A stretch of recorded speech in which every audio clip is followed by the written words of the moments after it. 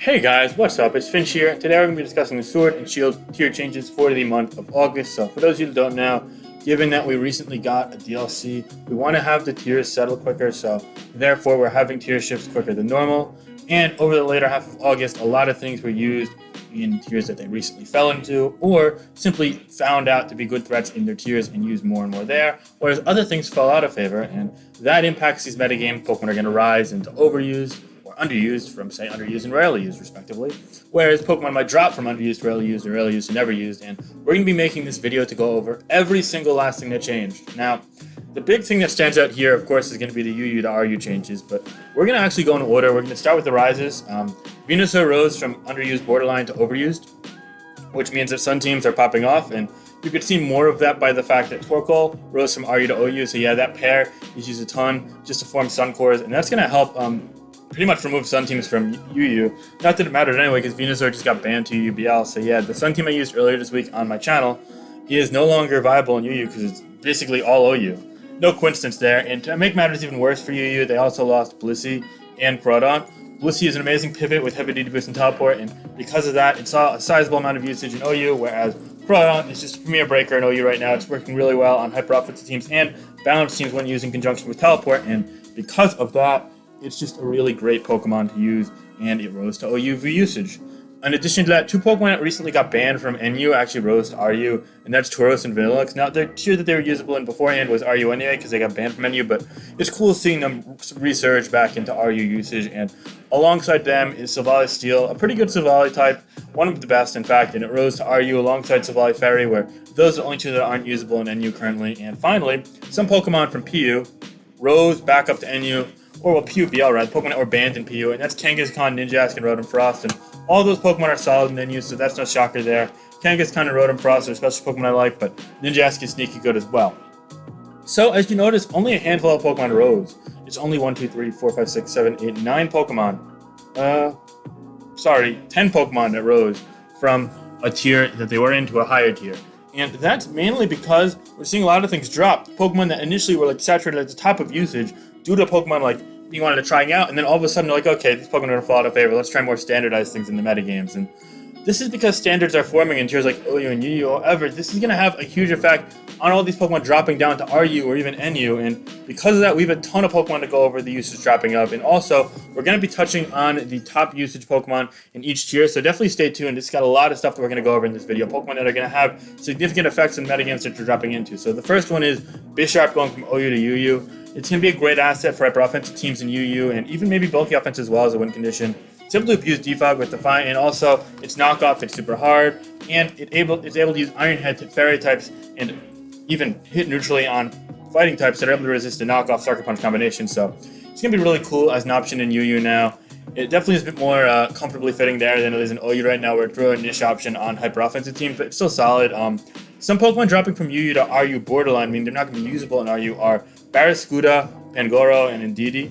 Unfortunately for UU, they just didn't pan out there, but fortunately for RU, they already were tested there in Redeem Borokin, so they're going to stay in RUBL. They're not going to be usable in RU. However, UU decided to dump over 30 Pokemon into RU by usage now, and that is crazy. The entire face of the RU metagame is completely reshaping in front of our very eyes, and that is just absolutely absurd. We're going to see Araquanid, which is going to be great as Sticky Webs, very strong liquidations, and a ton of other viable options as well. Decent move pool with good utility as well. It is slower, but it can use heavy duty boots to at least negate some of the fragility that the Stealth Rock weakness grants it. We have Arcanine, which not only has access to a great deal of offensive options, but with Intimidate and Teleport can also function as a defensive option. Blastoise, which can function as a spinner defensively, or even a Shell Smasher offensively.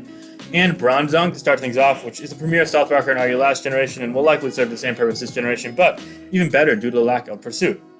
So those are the first four to drop, but this is just the tip of the iceberg, as they also got Clawitzer, which is a dynamic special attacker. Unfortunately, it's not super fast or bulky, but it can still get in, especially with some support, and wreak havoc on that metagame. Comfy as well, which is a cool pick, but without hidden power that it had last generation for coverage, it's definitely going to suffer a bit offensively. However, it has utility options like Defog, Taunt, Aromatherapy, so not all hope is lost, even Leech Seed with priority as well, so that could come in handy as well. And Capernaja also fell from UU to RU. It's going to be a great stealth rocket there, rivaling things like the aforementioned Bronzong. It still is pretty damn good in UU though, so I wouldn't be shocked to see it rise up again. But yeah, it's going to be one of the better defining Pokemon in RU as well. Now, Diggersby actually just got banned in UU, so that's something you can kind of cross out in your mind here. It's not actually going to be RU, I promise. But two strong dragon types, Dragalge and Druddigon, did fall to RU, where they're likely going to reside for the foreseeable future because they're both going to be great Pokemon in that metagame. Dragalge has adaptability and very strong special attacks, whereas Druddigon has a great deal of utility moves as well as some strong offensive attacks with Mold Breaker or Sheer Force to help bolster their effectiveness as well. And while both of them are slower, they do have decent natural bulk, especially Dragalge on a special and Druddigon overall, but they do have some speed deficiencies and weaknesses that will hold them back from being like super broken, I'd imagine. Next up, we have a Scavalier, which is a great Pokemon, a defensive steel type as well. It's not a rocker like a Penajat and Bronzong, but it does have great offensive prowess with Mega Horn, Knockoff, Drill Run, Iron Head off of a very high physical attack and decent bulk to make up for low speed. Next up, we have Exploud, which it's just going to be a complete and utter nuke. Pair it with whatever you can to help deter opposing speed control, and Scrappy Boomburst just looks like it's going to destroy this year. The steel types like Bronzong, Capernaja, and the Scavalier are going to have to watch out for Fire Blast as well, but at least they can soak up a Boomburst, and yeah, you got to be really careful. There also is Rhyperior down below, which can help take Boomburst as well, potentially. Next up, we have Gardevoir, Pokemon that ran the tier last generation. It was really good in RU, and now it's returning home with new toys like Mystical Fire, so it's going to be interesting to see how it's going to do there. I think it's going to be a great breaker. Even without Z moves that it really flourished with last generation, it still had an amazing Choice Scarf and Choice Spec set last generation, and I imagine both those will carry over, as well as potential utility or kind of all attacking sets too. Gigalith is now in the tier, which can provide Sandstorm, which could be helpful for some Pokemon, but in addition to that, it's also a very nice special wall, Stealth Rock Setter, and it could even rock a Choice Band and be a surprise breaker as well, with over 130 base attack, which is deceptively strong in my eyes. Next up, we have Araquanid, which is great with First Impression, Strong Priority, and Liquidation as well, and has coverage moves like Knockoff, but perhaps one of the main selling points of it is the fact that it's heavy-duty boots and spikes, which are very practical on a Pokemon like this, with decent overall bulk and very high attack and priority. It's going to be a great utility option, especially on more bulky offense and offensive teams in my eyes. Klefki is a Pokemon that I'm not too fond of, but it also fell to RU as well. They can use Prankster, Spike, Screen, Status, etc., but I don't think it's the most practical option. I think it'll definitely reside in RU for a while. It's not going to rise back up to UU. Next up, we have Lucario. Lucario was one of the faces of OU during points of Generation 4. And yeah, it's fallen off Gen 4, 5, 6, 7 to the point where it's been kind of a conventional UU Pokemon for a while now, but it falling to RU is just crazy considering the high highs it once held in OU tiers like Generations 4 and early Generation 5, so that's crazy, and it's going to devastate the tier. I think it's going to be one of the better offensive options, and I'm definitely curious to see how it fits into this metagame alongside other offensive options like Lycanroc and Mamoswine, two dynamic physical attackers. I'm not sure if Mamoswine's actually going to stay RU though, because it was recently dropped into UU, so I don't know if it got the full usage period, so they might make an exception, leave it in UU, but that's up to tier leadership, not up to me, and I'm sure whatever decision is, they'll make the right one, so it'll be curious to see how that pans out. Next up, we have three bulky waters in Mantine, Milotic, and Poliwrath. All of them serve a great deal of defensive utility on teams, and Poliwrath can also just do a whole assortment of things. It's versatile, but yeah, no, Mantine has Defog and Haze, heavy-duty boots you could use. Milotic is just a great special tank. It was a physical tank and special tank that really ran into your last generation. In addition to that, we also have Magic Guard user Reuniclus, which is going to be amazing in this metagame. I imagine Reuniclus might be one of the first Pokemon to go. It's just going to be that devastating and that strong, both offensively and defensively. Even Regenerator, Magic Guard, Calm Mind, Trick Room, Life Orb, Leftovers, you name it, it can do it. Assault Vest, yeah. Reuniclus is going to be great. Rhyperior also taking place of Rhydon in this tier, which is pretty funny. It's going to be very strong and bulky at the same time. It can be strong with Choice Band or Life Orb with Rock Polish, and it could also just be strong as a Stealth Rock Setter, as well as being bulky in those sets as well, so going to be interesting to see what's made of it. And then they also got Fellow Stealth Rocker and Water Immunity, Seismitoad, which just fallen off ever since Drakefish got banned in OU, and it never had an issue in UU, unfortunately, but joining it, another water type is Sharpedo. There's extra flip turn, speed boost, a lot of strong attacks, so it's going to be cool there. And then Surfetch'd and Slowbro Galar also join the party. Surfetch'd is kind of the forgotten about fighter, but it's got Scrappy, Choice Band, Close Combat, as well as First Impression and Knockoff, which really strong combination there of high base attack, but unfortunately it's pretty slow and it doesn't have the best bulk, so it's going to be interesting to see how it fits in here. Slowbro Galar, it just never caught on competitively, unfortunately. It's really cool design-wise, but it's not the best. It does have some cool attacking options and defensive options, but nothing superb there. And rounding out all the Pokemon that rose or dropped to RU be Snorlax, which, in Choice Band or Curse sets. Steelix, which is going to be a great Stealth Rock addition to tier, another Steel type to join things like Capernaja and Bronzong. Umbreon, which can be a great Wish Passer, and Zoroark, which has the ability to Disguise, which can be a nice niche pick on offensive teams as well. Now, moving on, from RU to NUBL is kind of irrelevant, but Turtonator isn't seeing enough usage in RU, so unfortunately it's already banned in NU, so can't really do much there. With that said, though, I'm just going to pause for a second, and we'll get to some options that just fell to NU. Alright, we're back. So yeah, as for RU to NU, we have a Selgor, which is going to grant spikes and a fast special attacker. You can run heavy-duty boots if it's not running something like Focus Sash as a lead, or choice specs to bolster special attacks like Bug Buzz, Focus Blast, and potential grass coverage as well. It's going to be interesting to see how it fits in the metagame, but I definitely think it's going to be one of the better Pokemon. Spikes is great, and while it does lack Z moves to help give you something like All-Out Pummeling to pummel Steel types aren't too prominent in this metagame. However, a Steel type that fell into the metagame, something I'm skipping a few Pokemon to get to, is Magneton. It was really good when it fell into the tier previously, but not like broken good, like just like a really great pivot and offensive option on the special end. So it's going to be cool to see that thrive in the NU metagame for a more prolonged period of time.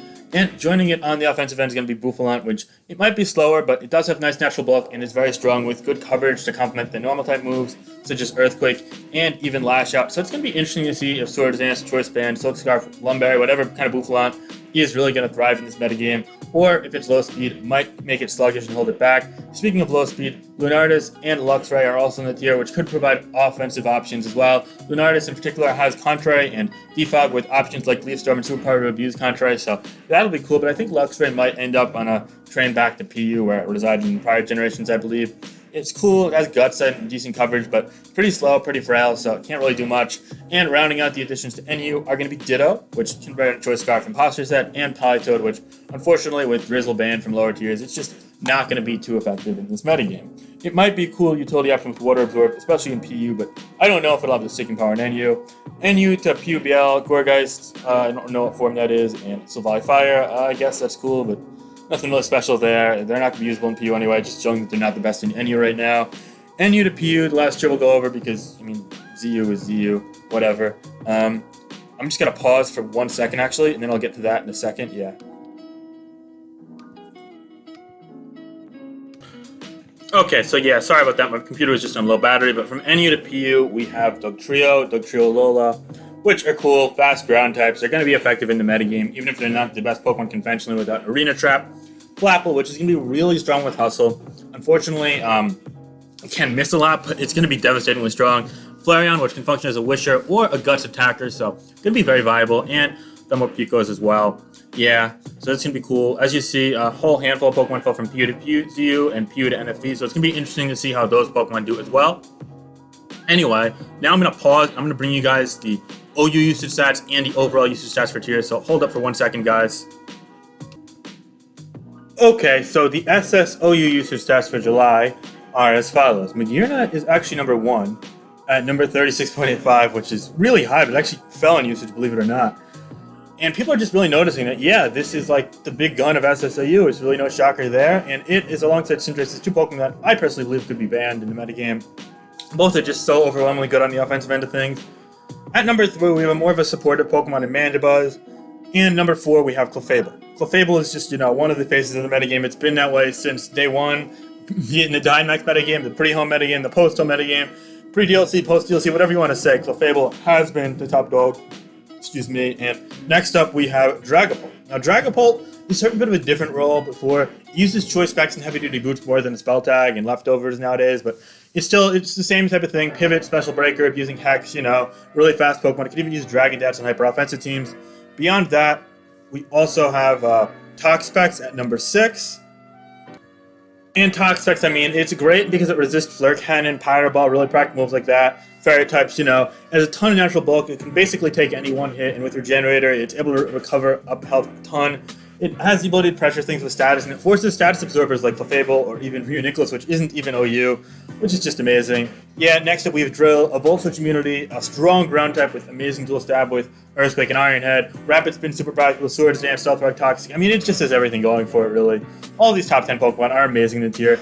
At number 8, we have Rillaboom, a Pokemon that's risen from RU before it got its new ability to UU, to OU. It's one of the best Pokemon with the Grassy Train support, and it's just super nice. It pairs nicely with things like Magearna and Holucha that can abuse the Grassy Train support. Then we have Urshifu, Single Strike. It's really strong. Unfortunately, I don't think it's as good as it once was, but it's still one of the top tier Pokemon. You can see it's hanging around in the top 10. And rounding things out, another form of speed control, Electric Immune, and just a strong overall Pokemon in Zeraora.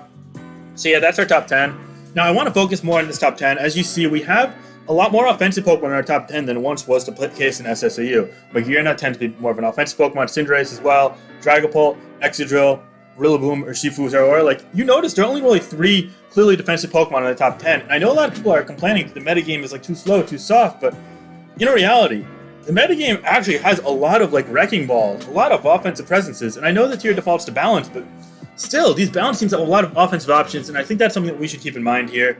And I mean, even if you go down the list, you see within the top 20, there's also Volcarona, Azumarill, Hawlucha, Togekiss, and Rotom Heat, which basically is half the top 20 as well, the 10 to 20 as well, and that's just saying a lot. And I mean, yeah, there's a chance that Magearna might get banned, and Cinderace might get banned, but then you'll see other breakers like Kommo-o, Hydreigon, even Specs Analytic Magnezone, Crawdon is rising up a ton. All these Pokemon are going to get better and better with time, so definitely stay tuned. I think there's going to be a lot of offensive progression in the metagame, and I think it's going to be really cool to witness. So yeah, I'm not going to go through the whole list here just because there are so many other Pokemon, and I want to go over the lower tier usage as well. 1 second, guys. Okay, and finally, we can look at the Sword and Shield lower tier usage for Ubers, UU, RU, NU, PU, and LC. So I'm just going to go over the big ones. I'm sorry, this graphic is a bit awkward because it's off the Smelg on social media. I didn't actually make it myself, so the dimensions aren't great, but in Ubers, Zycan and Eternatus, Marshadow, you know, the big guns are great. Unfortunately, it's the tier I know the least about, but if you want to see some Ubers content, let me know below. I'm actually kind of curious to see what I could do in the tier, so it'd be interesting. But in UU, we have some new faces, some new kings and queens of the tier. You have Skarmory and Jirachi, some dynamic steel types that have been OU for many generations, or more pivots like Rotom Wash and Teleport Blissey, or even conventional UU powerhouse Crocodile, making all of the top 5 up there. And you notice Tyranitar and Keldeo are hanging around as well, and yeah, it's just a really powerful new look UU. Really interesting tier, perhaps my favorite lower tier right now. In RU, we have Vaporeon, Charizard, and Porygon 2 making up the top 3. Vaporeon, you know, Great Wish, and also Flip Turn to Pivot, or just a lot of utility moves. Zard with Heavy Duty Boots and Defog, and Strong Fire and Flying moves is great. Porygon with Teleports and Amazing Pivot. And then we have Espeon and Vileplume running at the top 5. Strong special attackers with Espeon especially being offensive, whereas Vileplume is also great defensive presence, resisting heat types like Fairy, Fighting, and Electric as well.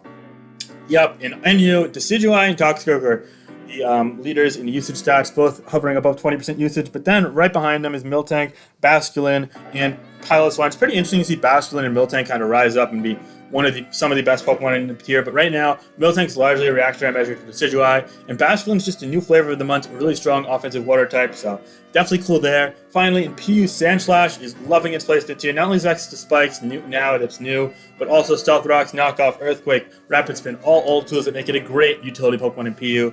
Then Stunfisk, Hitmonchan, Klinklang, and Drifloon all serve different forms of utility. Stunfisk gets a bulky Stealth Rocker, Hitmonchan, Rapid Spin, and Physical Attacker. Klinklang, Wind Condition, and Drifloon can be a Wind Condition or utility with Defog and Heavy Duty Boots, so a lot it can do there. And LC shaping up to look more and more like the last generation with Volibee, Mienfoo, Abra, Ferroseed, Onix. I mean, conventional, strong little Pokemon there.